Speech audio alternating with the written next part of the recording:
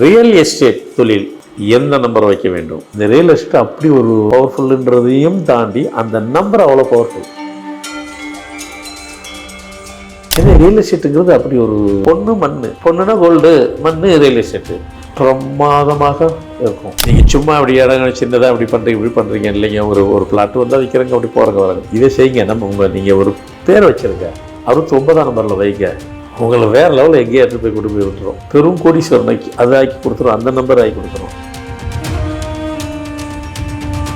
ஒரு நாடு சுபிட்சமாக பணம் எக்கனாமிக்கில் பெரிய லெவலில் டர்ன் ஓவர் ஆகுது, அந்த நாடு செழிப்பாக இருக்குது அப்படின்னு சொன்னால் ரியல் எஸ்டேட் மட்டும் அந்த நாட்டில் அங்கீகாரம் கொடுக்கணும். 3ஆம் தேதி 12ஆம் தேதி 21ஆம் தேதி 30ஆம் தேதி பிறந்தவர்கள் மட்டும் 69ஆம் நம்பரில் நீங்கள் பிஸ்னஸ் பண்ணிங்கன்னா அதில் வைக்காதீங்க. வணக்கம்.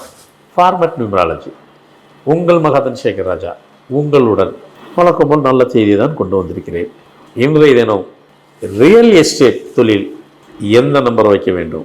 நான் தான் சொல்கிறேன் இல்லையா, இந்த எண்கணிதம் என்பது இண்டிவிஜுவலுக்கு ஒரு நம்பர், ஃபோமுக்கு ஒரு நம்பர், ஃபோம்னா கம்பெனிக்கு, ஷாப்புங்களுக்கு அதுக்கு ஒரு நம்பர், மெடிக்கல் லைனுக்கு அதுக்கு ஒரு நம்பர், இன்ஸ்டியூட்டுக்கு அதுக்கு ஒரு நம்பர்.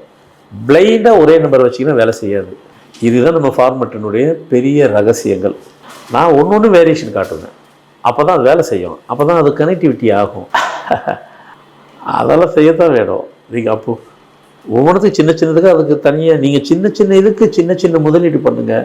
சின்ன முதலீடு அது உங்களுக்கு என்ன சொல்கிறது, அது பூம் பண்ணிடும், மிக விசாலமாக கொடுத்துரும். ரியல் எஸ்டேட்டுங்கிறதுல நிறைய இருக்குது. பிளாட்டு விற்கிறது, வெறும் காலி மணியை விற்கிறது, அதான் பிளாட்டு காலி மனை, கன்ஸ்ட்ரக்ஷனு, இன்ஃப்ராஸ்ட்ரக்சரு பெரிய லெவலில், அது அடுத்து இப்படியே நிறைய இருக்குது. சில எம்என்சி கம்பெனிகளுக்கு வாங்கி கொடுக்குறது இடத்த ஏக்கர்ஸ் கணக்கில். ரியல் எஸ்டேட்டு உண்மையை ஒரு படியை நம்ம போய் மேலே போய் சொல்லணும் அப்படின்னா, ஒரு நாடு சுபிட்சமாக பணம் எக்கனாமிக்கில் பெரிய லெவலில் டர்ன் ஓவர் ஆகுது, அந்த நாடு செழிப்பாக இருக்குது அப்படின்னு சொன்னால் ரியல் எஸ்டேட் மட்டும் அந்த நாட்டில் அங்கீகாரம் கொடுக்கணும். ரியல் எஸ்டேட் மட்டும் அந்த நாட்டில் சுபிட்சமாக நடக்கணும். ரியல் எஸ்டேட் மட்டும் ப்ரியாரிட்டி கொடுக்கணும் அந்த அரசாங்கம். என் உலகம் ஃபுல்லாக சொல்கிறேன். அதில் தான் ஃபண்ட்ஸு ஃப்ளோட்டிங் ஹெவியாக இருக்கும். அந்த ஃப்ளோட்டிங் அந்த நாடே செழுமையாக இருக்கும். நீங்கள் ரியல் எஸ்டேட்டில் கையை வச்சிங்கனாக்கா அந்த நாடு படுத்துரும். இது உலக நீதி. ஏன்னா ரியல் எஸ்டேட்டுங்கிறது அப்படி ஒரு பொண்ணுனா கோல்டு, மண்ணு ரியல் எஸ்டேட்டு பிரமாதமாக இருக்கும், செழுமையாக இருக்கணும், செழிப்பாக இருக்கணும். அடுத்த இந்த பெரிய அங்கீகாரம் உலகம் ஃபுல்லாக பெருசாக இருக்கணும்னாக்கா ரியல் எஸ்டேட்டு ஒரு நாட்டுக்கே, ஒரு தனி மனிதனுக்கு கூட கிடையாது, ஒரு நாட்டுக்கே ரியல் எஸ்டேட்டுக்கு அவ்வளோ முக்கியத்துவம் அந்த அரசாங்கமே கொடுத்து அவங்களுக்கு அழகாக நீங்கள் கைட் பண்ணி எவ்வளோக்கு தூக்கி விட்டிங்கன்னா அது அந்த நாட்டுக்கே ஃபண்ட்ஸு ஃப்ளோட்டிங் வேறு லெவலில் இருக்கும். எக்கனாமிக்கில், பொருளாதாரத்தில். சரி, இது பொதுவானது. அடுத்த சப்ஜெக்ட்டுக்கு வருவோம். அதுக்கு என்ன நம்பருங்க வைக்கணும்? அதான் ரியல் எஸ்டேட்டுக்கு மட்டும் 69ஆம் எண்ணில் வைக்கணும். வேறு லெவலுங்க.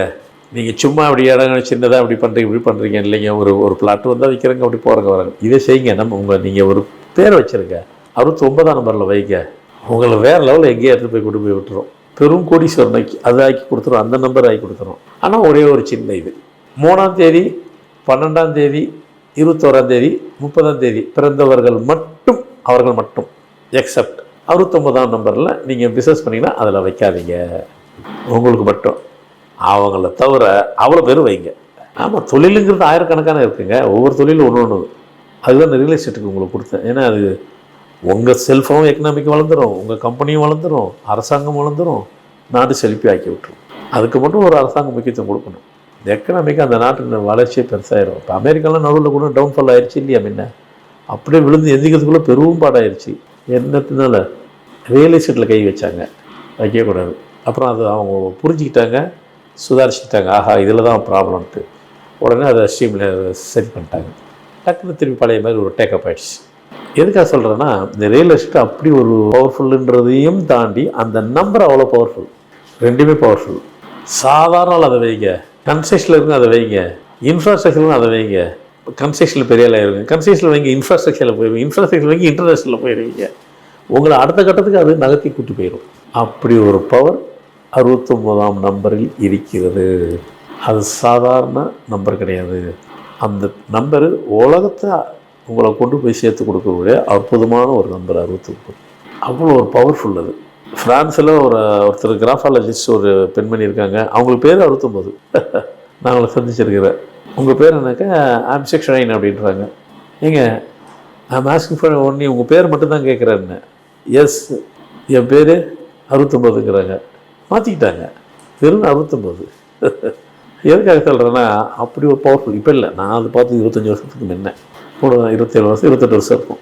அப்படி ஒரு பவர்ஃபுல் அந்த 69க்கு. அந்த 69 ரியல் எஸ்டேட்டுக்கு தான் அற்புதமாக வேலை செய்யும். அதுதான் அங்கே இருக்கிறது. எல்லாத்தையும் வச்சா வேலை செய்யாது. ஒன்லி தி வேர்ட் 69ன்றது ரியல் எஸ்டேட்டுக்கு மட்டும்தான். அந்த ரியல் எஸ்டேட்டுக்கு ரிலேட்டடாக நீங்களும் வைங்கள், நீங்களும் நல்லா சம்பாதிங்கள், உங்கள் வருமானம் உங்களையும் பெருக்கட்டும், நமது நாட்டினுடைய எங்கேயும் பெருகட்டும். இனி கொடுக்கப்பட்ட தகவல் அனைவருக்கும் பயனுள்ளதாக இருக்கட்டும் நம்புகிறேன். மீண்டும் புது நிகழ்ச்சியில் புது தகவலோடு உங்களை சந்திக்க வருகிறேன். நன்றி, வணக்கம்.